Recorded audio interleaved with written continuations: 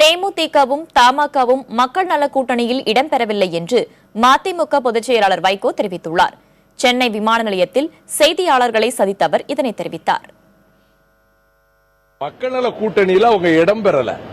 மக்கள் நல கூட்டணியினுடைய அங்கங்கள் 4 கட்சிகள் தான். மறுமலர்ச்சி திராவிட முன்னேற்ற கழகம், மார்க்சிஸ்ட் கம்யூனிஸ்ட் கட்சி, விடுதலை சிறுத்தைகள் கட்சி, இந்திய கம்யூனிஸ்ட் கட்சி.